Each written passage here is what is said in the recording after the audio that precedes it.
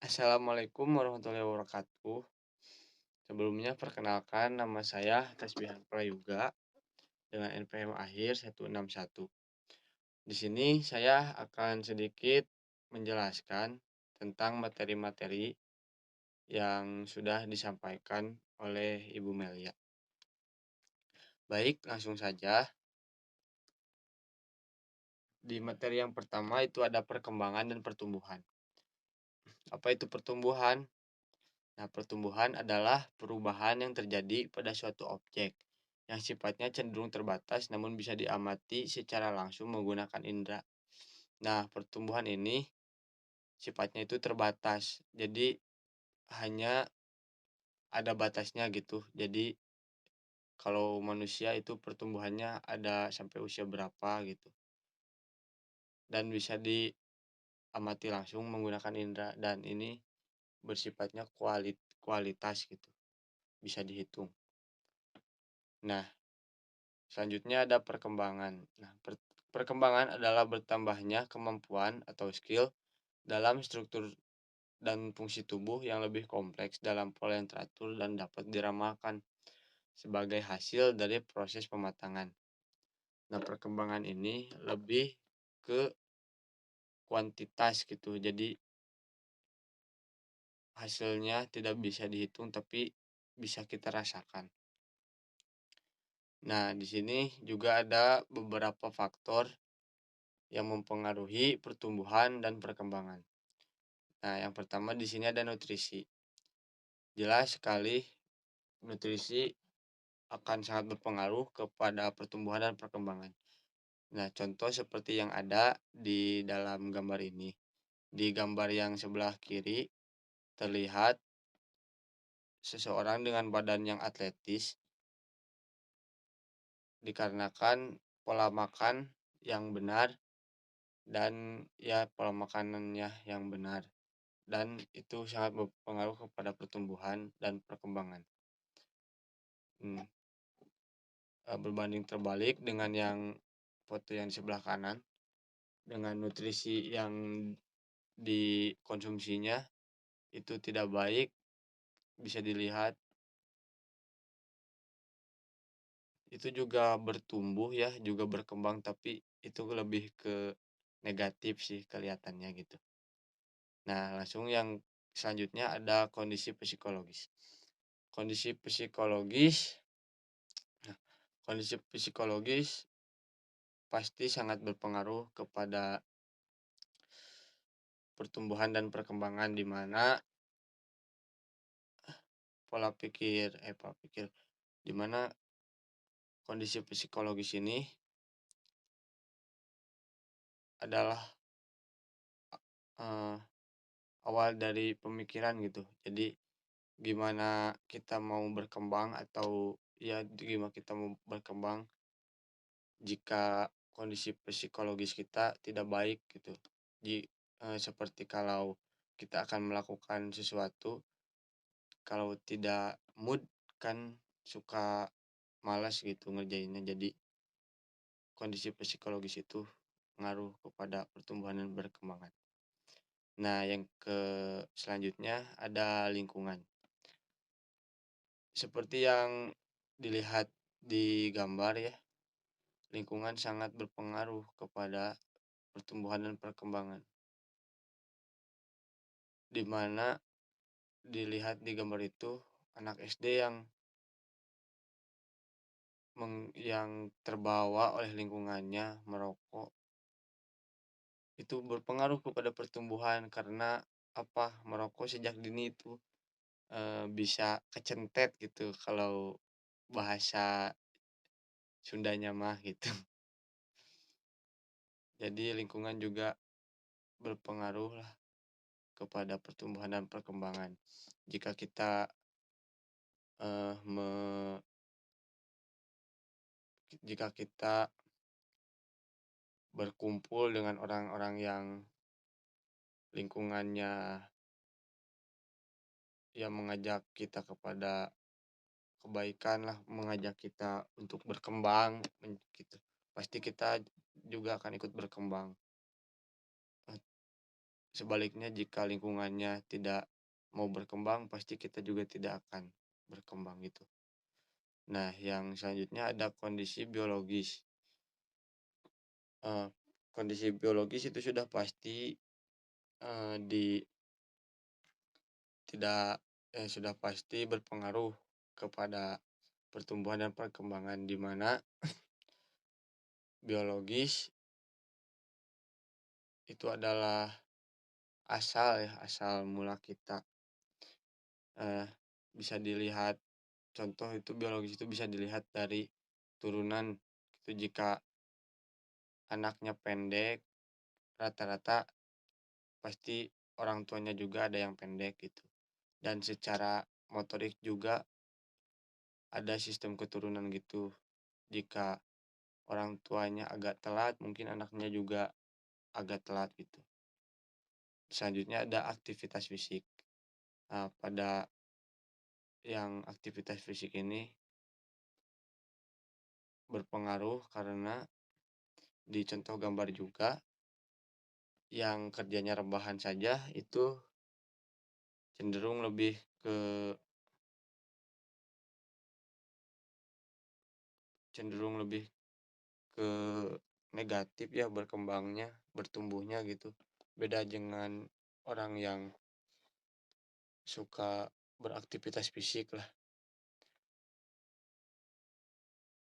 Nah, selanjutnya ada prinsip perkembangan. Prinsip-prinsip perkembangan. Yang pertama, perkembangan proses yang tidak pernah berhenti. Nah, perkembangan itu prosesnya tidak pernah berhenti dari kita lahir sampai nanti tua pun kita akan terus mengalami perkembangan. Nah, yang kedua, semua aspek perkembangan saling mempengaruhi. Ya, pastilah. Semua aspek perkembangan itu saling mempengaruhi. Yang ketiga, mengikuti pola arah tertentu. Eh, Langsung saja ke yang keempat, terjadi pada tempo yang berlainan. 5. Setiap fase mempunyai ciri khas. Dan yang keenam, setiap individu normal akan mengalami fase perkembangan. Pasti setiap individu atau setiap manusia itu akan mengalami yang namanya perkembangan. Kalau tidak berkembang itu tidak normal. Ya, selanjutnya ada teori perkembangan. Yang pertama ada perspektif biologis ya. Secara keterbentukan dan perkembangan bagian-bagiannya sistem tubuh dipelajari pada level seluler dan pada level organismik. Perspektif biologis ini ya dilihat dari faktor keturunan, faktor DNA gitu. Nah, yang selanjutnya ada perspektif psikologis. Individu dipelajari dalam segi berpikir dan perasaannya, perilaku individu diobservasi, dan perilaku tim merupakan refleksi proses perkembangan individu. Nah, pada teori yang ini kita lebih ke menilai dari psikologisnya, lebih dari ke pemikirannya, perasaannya gitu. Nah, yang selanjutnya ada teori psikologi perkembangan yang menjadi acuan dalam studi perkembangan motorik. Nah, di sini saya lebih mengambil ke teori keperilakuan atau behavioral theory yang dibawakan oleh Pavlov, Skin, dan Watson. Teori ini menekankan faktor lingkungan sebagai penentu perkembangan, faktor eksternal. Ya, jadi di teori ini kita lebih diperuntukkan lebih diinikan ke lingkungan gitu untuk faktor perkembangannya gitu. Nah, individu dianggap pasif dan reaktif, artinya individu sepenuhnya dipengaruhi oleh lingkungan. Nah, karena individu reaktif, maka hubungan antara rangsangan dan respon dianggap sebagai unit-unit dasar perilaku. Nah, ini mah lebih ke ialah seperti yang barusan disebutkan. Ciri-ciri umum perkembangan, terjadi perubahan dalam aspek fisik dan psikis. Nah, di ciri umum perkembangan ini ya terjadi perubahan aspek-aspek fisik seperti yang tadi dijelaskan juga, ada perubahan dalam segi fisik ya, ada yang menjadi berotot, jadi gitulah. Dan psikis itu perkembangan di otaknya ke mental, si non be cara berpikir gitu jadi lebih dewasa. Terjadinya perubahan dalam proporsi, lenyapnya tanda-tanda lama dan diperolehnya tanda-tanda baru. Nah, yang selanjutnya ada perspektif psikologi dalam memahami perkembangan. Di sini saya mengambil perspektif kognitif dari Jean Piaget dan Jerome Bruner. Perkembangan manusia melibatkan proses pengenalan yang bersifat kognitif. Nah, menurut Jean Piaget dan Jerome Bruner, perkembangan manusia itu melibatkan proses pengenalan yang bersifat kognitif. Perkembangan kognitif sesuai dengan bertambahnya usia individu. Nah, jadi perkembangan itu terjadi sesuai dengan bertambahnya usia. Perkembangan merupakan perubahan persepsi dan pemahaman yang tidak selalu dapat terlihat sebagai tingkah laku yang nampak. Seperti tadi, jadi perkembangan itu eh, tidak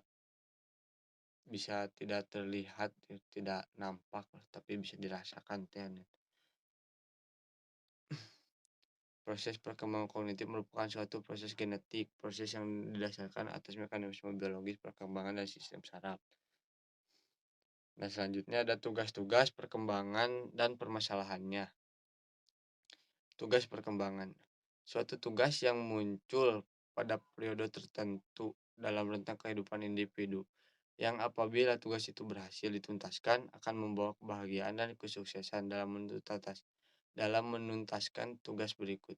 Sementara apabila gagal, maka akan menyebabkan ketidakbahagiaan pada diri individu yang bersangkutan, menimbulkan penolakan masyarakat dan kesulitan-kesulitan dalam menuntaskan tugas-tugas berikutnya. Nah, itu menurut Robert Havigurts.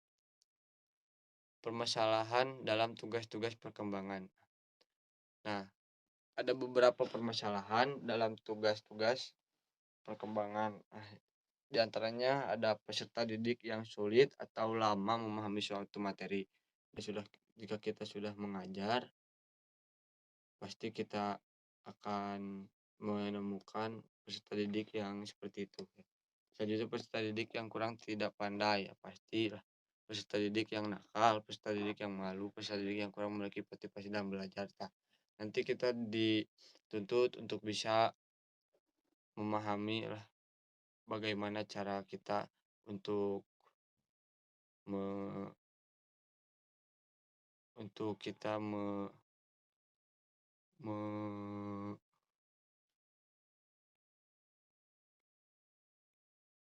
memotivasi dalam belajar gitu untuk memberi semangat. Nah, peranan sekolah dalam menggampang tugas perkembangan. Nah, peranan guru dalam memfasilitasi perkembangan peserta didik. Guru sebagai pelaku utama dalam implementasi atau penerapan program pendidikan di sekolah. Guru dituntut untuk memiliki pemahaman dan kemampuan tentang kompetensinya sebagai penulis. Ada gaya gaya mengajar menurut Louis Rubin. Nah, yang pertama ada explanatory atau materi pelajaran atau aspek yang terkait. Nah, selanjutnya ada inspiratory atau memotivasi, dan selanjutnya informatif atau memberikan informasi, korektif memberikan feedback, interaktif memfasilitasi, programatik membimbing aktivitas siswa. Nah, selanjutnya ada materi pubertas dan perkembangan fisik. Pubertas atau puberti adalah suatu periode terjadinya perubahan fisik, fisiologis, serta kematangan sosial secara pesat terutama pada awal masa remaja. Nah, kriteria pubertas. Nah, pada gambar ini dijelaskan ada beberapa kriteria atau ciri yang pubertas yang terjadi pada laki-laki dan perempuan. Nah, pada laki-laki itu mengalami mimpi basah dan tumbuh jakun, terjadinya perubahan suara, tumbuh rambut di sekitar kemaluan, kaki atau ketiak, dan tumbuh kumis.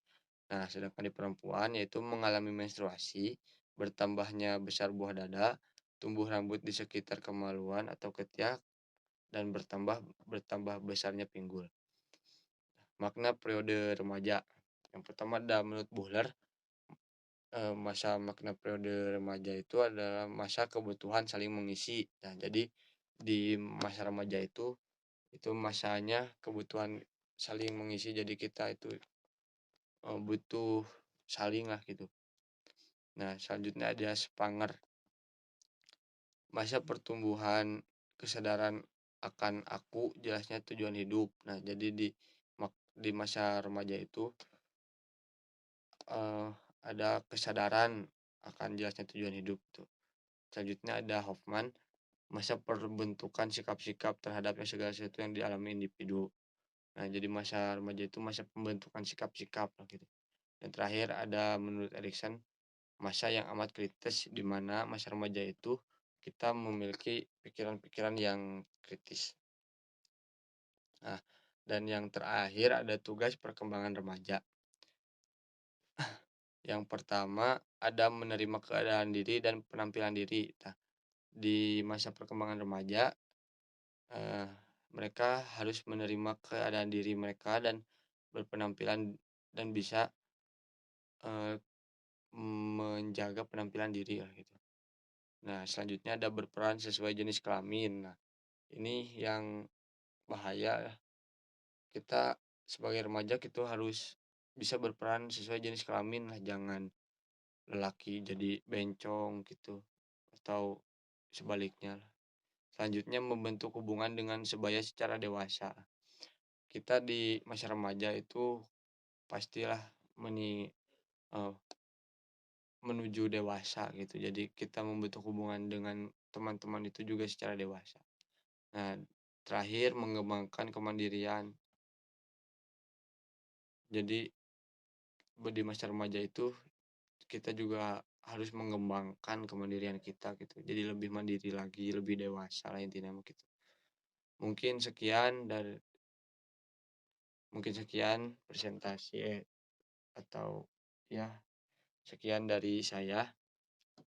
Mohon maaf apabila banyak kesalahan. Wassalamualaikum warahmatullahi wabarakatuh.